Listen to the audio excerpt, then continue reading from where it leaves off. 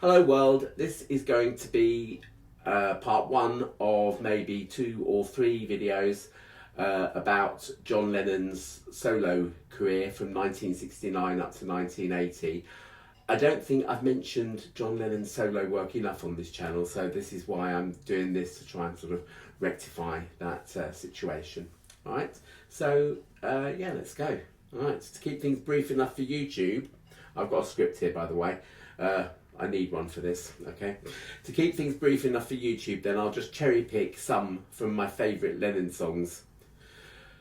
But I'm interested in exploring A, the press reactions, and B, exploring the work itself to see if there are specific features and devices that can be called Lennonisms. We might have to come to a conclusion to that at the end of the final part of this video, alright? But yeah, I mean, we'll spot some as we go along. Right? Lennon began his solo career with 3 experimental albums, none of which I've got, but they're all on Apple Music and other streaming services. The first 2 volumes were called Unfinished Music 1 and 2. The first was most famous for having to be sold over the counter in a brown envelope because the cover, featuring John and Yoko standing there stark naked, was considered by the powers that be as indecent. It's actually not an indecent cover, it's just 2 human beings standing there naked. Yeah, thus the censorship was thought necessary. EMI refused to distribute it, so other UK and US distributors were hired. So the first volume was called 2 Virgins. It was recorded at John and Cynthia's house in 1968. She was away on holiday and returned to find John and Yoko apparently asleep in John and Cynthia's bed. I read as well that her slippers and dressing gown were also sort of hanging on the door and outside the door, as it were. In the name of science, I thought I'd give it a listen. It consists of John's tape loops and Yoko's vocalizations. It's quite difficult to listen to. But the benefit of streaming is that there is at least a progress bar so that you know how much more there is to put up with. But to be fair, there are musical passages on the Rolling Stones' Their Satanic Majesty's Request that are equally aimless and require patience. And similarly, I'll defend Revolution 9 on the Beatles' White Album to the teeth. The difference is that Revolution 9 is multi-tracked layers and the collage is much tighter in terms of its editing and it's much more entertaining and effective. It bears multiple listenings and each listen reveals something different. 2 Virgins is much more sparse, about 6 minutes longer than Revolution 9 per side. There are 2 songs, 1 per side, that are each split into bullet points, not though you'd notice listening. As such, it tends to drift aimlessly. Revolution 9 is placed in context within the White Album and somehow manages to draw together the disparate elements and separate ways each musician appeared to take the band at that time. It is needed, and the tension created is lifted and dissipated into the ether by the final song, Good Night. Don't have nightmares, folks. So I can justify Revolution 9. But John's glib comments about 2 Virgins' ability to change people, it says whatever you want it to say, are a wee bit pretentious for my liking. It took 6 months for the rest of the Beatles to agree to the album's release, although Paul did reluctantly add a quote to the back cover. Clearly the public weren't ready to etch unfinished music into their minds, as John put it, as it failed to chart at all in the UK. As EMI had refused to distribute it due to the cover, only about 5,000 of them were pressed, and apparently they were put into the covers by the apple scruffs that used to hang around outside Abbey Road in the basement of the old Apple store that was in London for a little while, the Apple Boutique. No. So, unlike the journalist Al Capp, who really laid into the album and feigned moral outrage during the couple's bedding, I'm not shocked and appalled by the cover, and I think people who are should get over themselves. I don't think I'd ever want to play Two Virgins again for pleasure, at any rate, no. The streaming version contains a bonus track. Doesn't every album need a deluxe edition these days? Remember Love is the bonus track here, and it's really beautiful. John picking the acoustic guitar as taught to him by Donovan. Think Dear Prudence and especially Sun King. And Yoko actually singing the title like a mantra. Although John was taught this guitar style by Donovan, it does seem that John made use of it enough for it to be described as a Lennonism. So the Unfinished Music Volume 1, which was called Two Virgins, was followed by Volume 2, Unfinished Music, Life with the Lions. Side 1 is called Cambridge 1969 and is an avant-garde piece recorded at a jazz festival in Cambridge. Well, who'd have thunk it? Side 2 features actual tracks. I'd hesitate to say songs. Again, these are experiments, but they can actually be distinguished when listening. Unlike Volume 1, where you've got these bullet points, they're not really distinguishable. It just goes on. It's just one long sort of piece that shifts occasionally and drifts around and whatever. Life with the Lions, Side 2, at any rate, certainly there's differentiation. You can differentiate between the tracks. They were recorded in hospital as Yoko was suffering a miscarriage. Okay, so track 1 is called No Bed for Beatle John. I admire the audacity of the couple reading press cuttings about themselves in a plain song style voice. Although the reality of their situation was really grim, the hacks obviously saw an excuse to sell newspapers. And I think that's why it's here. And this is why we have a recording of the baby's heartbeat as the next piece. Okay, this is why we then have 2 minutes silence following that. And I think it is partly to say, is there nothing lower that the press will stoop to than to sit and write stories, what's the word I'm after? Lascivious stories, that's not really what I mean, but you know what I mean. Really gutter stories about somebody having a miscarriage. So I think, what they did was played into that. I think the whole album is them just saying, look how low the press are stooping about us. Rolling Stone decided that the album was utter bullshit in poor taste. And I think, the Lennons are calling out the press for ever sort of being there and, raking up their gutter stories in poor taste, That's as may be. Making an album of the pain of going through a miscarriage wouldn't be the first thing that would come to mind if it were me. But the press circling around, offering their grubby opinions is in the public interest, I suppose. Pure hypocrisy, especially as they doubtless made more money than John and Yoko did on this album. I didn't dare to listen to Cambridge 1969 on side 1. More vocalisations accompanied by feedback from John's guitar. But side 2 is actually haunting, and I would play it again. In terms of Lennonisms, the lyrical theme of their treatment by the press is nothing new. Think the Ballad of John and Yoko have arguably come together. The fact that the newspapers actually co-wrote No Bed for Beatle John is ironic. It's their lyrics, it's their headlines that are being read out by John and Yoko. The streaming version contains a bonus track called Song for John, which is similar to Remember Love in that it again features the Donovan guitar style accompanied by Yoko actually singing. The third experimental album is called Wedding Album. It was released in a very well put together box set, and Andy Hall shows a copy of it that he was lucky enough to obtain on one of his videos. It wasn't very well received by the public, oddly enough. Hence, originals are very rare. It consists of 2 separate sides.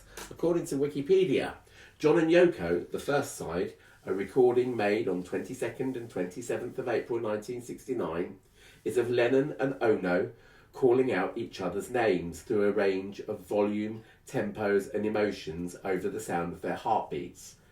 The two recorded on individual microphones. Lennon described the heartbeats as being like African drums and the piece being like an extended, very extreme John and Marcia that was out years ago by Stan Freyberg. Never heard of that. It really makes your hair stand on end. Lennon edited the two together on the 1st of May 1969. Amsterdam, the second side, had been recorded first in a hotel room at the Hilton Hotel in Amsterdam, Holland, during the 25th to 31st of March 1969. The piece consists of interviews explaining their campaign for peace, conversations and captured sounds during the couple's bed-in honeymoon. An early form of what would become John, John, Let's Hope for Peace forms the beginning of Amsterdam. There were also 4 other musical interludes, including Lennon performing a blues-style composition on acoustic guitar featuring the words Goodbye Amsterdam, Goodbye. Ono sings Grow Your Hair, a song regarding peace. Lennon sings a brief excerpt in a cappella of the Beatles' song Good Night. The last interlude is a short recitation of the words bed piece and hair piece. Again, in the interests of science, as I work on this video, I'm listening to the album. It's not offensive, but again, it isn't for every day. Side 1 reminds me of one of those drama warm-ups where you walk round the spaceman repeating a phrase in a variety of voices, volumes and styles, portraying different moods. This is the John, John, Yoko, Yoko kind of calling back to one another. It goes on for about 20 minutes, folks. Today, I am a tree. That sort of thing. It's quite fun if you can get over the initial embarrassment.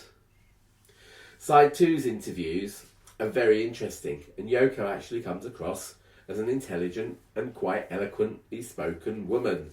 But to sum up these 3 experimental albums, they're intended as documents of John and Yoko's lives. They're not intended as the start of John's solo career. They were all released in 1969, overlapping with the materials that the Beatles were recording at the time. This included the recording of the Abbey Road LP and the single, The Ballad of John and Yoko, credited to the Beatles, but only John and Paul actually played on the record.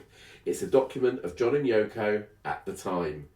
The idea of the document is vitally important to the rest of John's solo career, even if he expressed it by much more conventional musical methods. Yes, the 3 experimental albums are interesting to listen to as a one-off, but they actually filmed the bedding in Montreal, during which they recorded Give Peace a Chance. That's available on YouTube. I'll add a link, and it sums up 1969 for them without having to listen to unfinished music, as it were. But as I say, there's a sense in which all of John's subsequent work is unfinished music, in that it gives insight into his life with and without Yoko. Although the end of the Beatles was in the air, nobody was quite saying it. Just before Abbey Road was released, John, however, announced in a meeting with the other 3 that he was leaving the Beatles. He wanted it kept quiet since they were due to sign a lucrative deal with Capitol, and this was around 1969, and Wedding was released in the US on the 20th of October and in the UK on the 7th of November. On the 12th of September 1969, John, around the time that he decided to leave the Beatles, I don't know the exact date of that meeting, but it was September, yeah. So this was around the time, but technically he's still a member, was asked to MC at a rock and roll festival in Toronto, taking place the next day. He instead offered to perform and phoned round his mates. He asked George Harrison, but he didn't want to because nobody had rehearsed. So instead he enlisted Eric Clapton, Klaus Voormann, who designed the Revolver cover and played bass in Manfred Mann, and other musicians. The gig was recorded as live piece in Toronto and released in December 1969, credited to the Plastic Ono Band. The name Plastic Ono Band was given to whichever group of session musicians that they'd subsequently be working with, and it was quite a flexible thing. Again, the album is available in streaming versions. I don't own the physical copy, but even originals can be found quite inexpensively on eBay, so I might have to find one. Considering the musicians only rehearsed on the plane the day before, and the album was mixed by Lennon in only one day, after the event obviously, it's really good. There's a performance of Dizzy Miss Lizzy that I think tops the Beatles version on the Help LP, at least for the band know what they're doing-ness. Yoko vocalises during many songs, but actually she blends in. On Dizzy Miss Lizzy, it actually sounds like a counterpoint guitar solo. Of course, Yoko has her standout moments, Don't Worry Kyoko and John John Let's Hope for Peace, that aren't for everybody. But I like them when set into context, like they are here. John's first solo album proper was simply called John Lennon Plastic Ono Band. And here I have a copy of the CD that I bought in 1990 on its 20th anniversary. So this is the first edition. They weren't very glamorous, these first Beatles CDs. Look, you see you've just got pretty boring EMI label here. You've got the John Lennon Plastic Ono Band. Here we do have the lyrics inside. It is quite important to know that EMI was still censoring John Lennon. Capitol weren't, right? Capitol, there are one or two, sort of, I suppose nowadays would be considered quite mild expletives on this album, and EMI made them asterisk out the rude bits. John Lennon's insistence was that the expletive had been deleted at the insistence of EMI Records and not him. Whereas in America, they just released it uncensored, which is odd for the Americans because way back in 1968, there's a poster that's included in the White Album, and there's a very sort of basic, almost childlike drawing of John and Yoko naked in one of them. It includes just a little bit of pubic hair, which the Americans were sort of wanting to Tipex out, as it were, which they did. This was recorded at Abbey Road then, this John Lennon Plastic Ono Band, produced by John, Yoko, Phil Spector. It was recorded concurrently with Yoko's corresponding Yoko Ono Plastic Ono Band, which has a very similar cover to this as well. The Plastic Ono Band in this iteration featured Klaus on bass again, Ringo drumming on most of the songs, and Phil Spector and Billy Preston on piano and keyboards. Phil Spector actually did very little to this. I think he only contributed piano on one song, actually. Yoko is credited as Wind, whatever that means, and longtime Beatles pal Mal Evans as Tea and Sympathy. Make of that what you will. By the recording during September and October 1970, the Beatles as a group were definitely no more. Yeah, it was all out in the open, but their financial affairs were a complete muddle and took at least 5 years for the courts to sort out. A freeze was put on royalties, and all Beatles were supposed to receive royalties on other Beatles' efforts up until 1975, when the EMI contract expired. If I've understood this correctly, and I've gone into this in more deeply in other videos, but then Paul, John and Ringo would have to benefit from a George solo album, and likewise for the other three Beatles, hence John and Paul co-writing with their wives. Those royalties would not be frozen, and thus it gave them money to live on.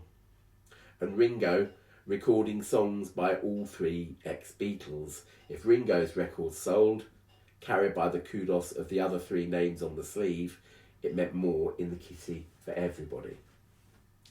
If we assess Plastic Ono Band as John documenting his life, then this is John's therapy album. I'd argue that it's also his Wake Up and Smell the Roses LP, given the financial situation. Primal therapy is a method of reliving one's trauma by screaming and shouting out the pain. Yoko's album fully embraces the screaming. The Abbey Road engineers turned down the monitors every time she performed. Couldn't bear it. Right? And this primal therapy is actually something that is actually quite painful to listen to. It may not necessarily be painful to go through. It may be cathartic and whatever, shouting out all the pain and suffering that you've endured in life and what have you. It's not pleasant to listen to. Yoko Ono, on her Plastic Ono Band LP that she recorded at the same time, did not shy away from that. And given that 3 of John's previous albums fully embraced an experimental approach, John could quite easily have performed an avant-garde tirade of screaming as well. That he didn't, I think, owes a lot to him needing to reconnect with his audience, give them songs rather than happenings, even if the need is born out of financial considerations. There are nods at primal therapy though. The band is small and the sound is very raw. It reminds me of someone throwing off the outer trimmings of life, success, money, fame, etc., even clothes, and reaching back to the embryo in the womb. And the closest we get to screaming, i.e. the process by which primal therapy works, is on the song Mother, track 1. This is a fundamental song on the LP. Not only have we cast off the rest of the band as such, but the song structure is at its most basic. It's almost a nursery rhyme. The wheels on the bus go round and round, the ladies on the bus go chat, chat, chat, and so on and so forth. All right? It's just substituting, one little phrase in each verse. And it's pretty much the same here. Mother, you had me, I never had you. Verse 2. Father, you left me, I didn't leave you. And then verse 3 changes slightly. Children, don't do what I've done. And we're given the moral of the tale. I couldn't walk, but I tried to run. The second couplet in each verse begins with a slight vocal embellishment, reaching to John's high notes. It's very restrained, but it's tears, I think. The song ends by repeating the refrain, Mama don't go, Daddy come home, to fade. And it does go slightly into screams, but it's rock and roll. It's rock and roll. It's like, almost the way that Paul McCartney can do the same thing. Think of Oh Darling, When You Told Me You Didn't Need Me Anymore, and so on. Paul can do exactly the same thing, and this is John doing no more than that. All right, but it is kind of a nod to the screaming therapy given the subject matter of the song. Right? There are no egotistical guitar solos, no Whitney-esque vocal caterwauling, which it could have easily become. And I could imagine a lot of today's divas taking this I couldn't walk, those sorts of bits there, and really sort of turning them into just something that is grotesque, in its sort of I need the looseness, just really not good. But this is like, John Lennon's song is like a child taking their first steps on their own, with the band playing a very limited role, just there to add support, like good parents, there to pick you up when you fall on your bottom. But the words are telling the opposite story of a father who cast off his responsibilities of fatherhood by running off to sea, and a mother who wasn't there to care for him due to his Aunt Mimi, who thought it would be better if he were brought up by a man and a woman in a respectable family rather than a single parent family, and therefore John was deprived of his mother.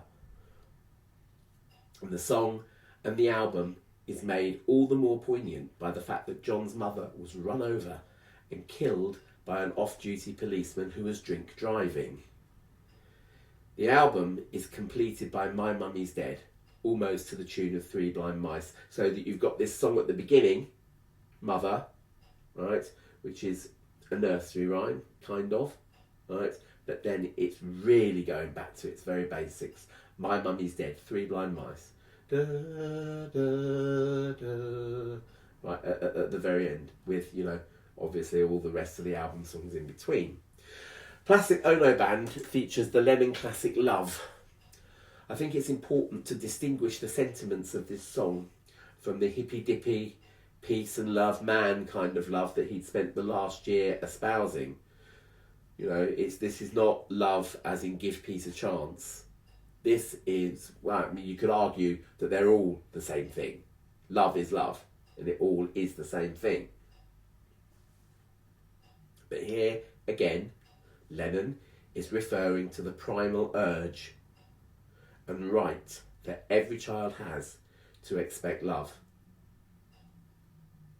On the next record, the next LP, Imagine, Lennon sang, "How can I give love when love is something I ain't never had?" And although on this song, Love, John doesn't say he's been deprived of love, I think the implication is there. For a lot of us, love is something we take for granted. But because Mother, I didn't have you, and Father, you left me, John is feeling the need to verbalise and intellectualise the process of loving, as if learning about it for the first time. And finally, for this album and this video, I want to talk about the song God. A lot of controversy has been caused by Lennon giving his opinions about religion. On Plastic Ono Band, he is very outspoken in this song and in I Found Out. But let's not forget that in 1966 he let slip that the Beatles were more popular than Jesus. He was doing it tongue-in-cheekly, flippantly, but nevertheless he said it, and it got him into a lot of trouble, especially in the southern United States, to the point where his and the Beatles' personal safety was threatened.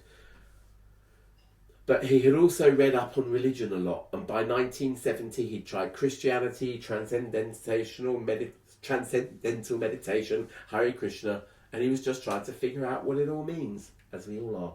We're all ultimately concerned. God is a concept by which we measure our pain. I'll say it again. God is a concept by which we measure our pain. I DuckDuckGo'd this lyric and found quite a good reply on Quora by someone called Paul Brocklehurst. I don't know who he is. He meant that God isn't what people believe God to be, an all-loving Father who will wipe away our tears on the other side of the grave. God is simply a belief or concept that there's an all-loving Father who will wipe away our tears on the other side of the grave. And the more we feel pain, the more we invest in the idea that there's a God who will make it all better. He quotes Marx. Religious suffering is, at one and the same time, the expression of real suffering and a protest against real suffering. Religion is the sigh of the oppressed creature, the heart of a heartless world, and the soul of soulless conditions. It is the opium of the people. But more than this, God is a song about not investing in someone else's myth. Because God doesn't need to be a religious God in this song. It could be a political system, a pop star, anything we use to try and numb the pain at the very core of our being. And this is, you know, through all the screaming and stuff, this is what John and Yoko were trying to get to. I don't believe in magic. I don't believe in I Ching. I don't believe in lots of things. Elvis, Zimmerman, yoga, the list goes on, until I don't believe in Beatles. Pause.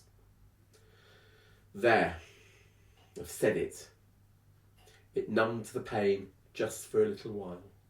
I've burst the bubble I was living in, shattered my own myth. I was once the walrus, but now I'm just John and Yoko, and we have to move on. I wonder, I mean, there is humour in this album. You know, it sounds very bleak, and you know, you might be thinking, oh my gosh, do I dare listen to it? But it's actually a very pleasant album to listen to, even though it's got this sort of very deep subject matter. And I think here, this is John, you know, really, again, taking the mickey. In Glass Onion, 2 years earlier, he'd sung that the walrus was Paul. Here's another clue for you all. The walrus was Paul. And here, John saying, I was the walrus, but now I am John. And, you know, John and Yoko. And we have to move on from here. Yeah. He's explaining it to the fans, but also to himself.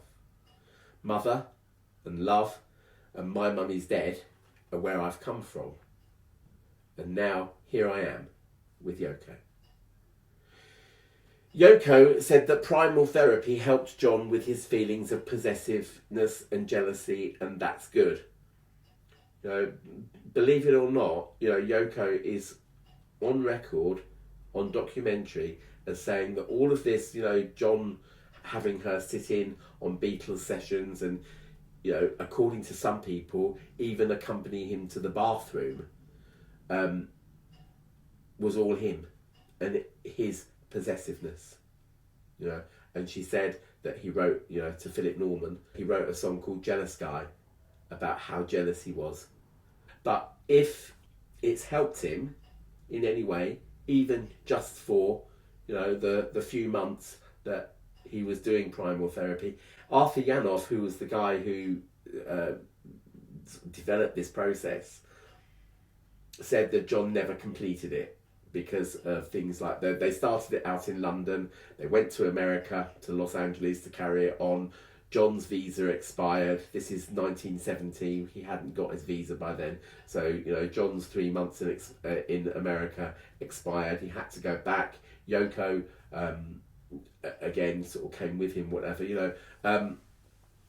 And whatever way, it never got finished. And Janov said that, you know, John, by the time that he started this, he was in such a state, such a depressive state. And, you know, again, this mirrors Paul as well, because in 1970, after the split of the Beatles, Paul was also extremely depressed. Paul also needed Linda to sort of help him through. He and Paul, I think, were probably in very much the same state in 1970. And I do enjoy listening to this album. You know, it's one of those, you know, I've heard it over and over again. And it's not entirely devoid of humour. There's even a Sesame Street reference. Okay. As for press and the album's success, it didn't sell as well as All Things Must Pass, which was George's 1970 triple album, wasn't it? And it didn't even do quite as well as Paul's McCartney album did, which is not judged Paul's best. And I think the press got the point of at least some of what John was trying to say. But whether they liked it or liked the point that he was making is debatable. Bile, obsessive, self-centred, enthralling, a unified statement are all words thrown at this album in 1970. John's mate and manager, Alan Klein, this is the guy who was angling to take over the Beatles even before Brian Epstein died. You know, even Alan Klein, who had essentially groomed John Lennon, they'd spent hours discussing, you know, their childhood traumas and, you know, their problems and their pain and everything, and how, you know, Strawberry Fields meant so much to me, John, and all that kind of stuff. Whatever, even he could not think of a way to market John Lennon Plastic Ono Band in the US so that it would sell. But it did make number 8 on the UK chart. And the press, being such fickle beings, not so fickle as folks, eh, chums? Nowadays, give it 4, 5 stars, 8 out of 10, whatever, in all of these sort of charts of greatest albums of all time, or, you know, the greatest album since Aunt Maud had a hysterectomy. You know, is it to not appear ignorant? Or is it really that at the time, you know, John's opinions were working class, even though John himself, by that time, was not working class, living the very nice life, thank you very much, and we'll get on to that when we talk about Imagine next time. But, you know, at heart, John was always very working class, or at least lower middle class, which is where sort of Mimi's idea of bringing him up was.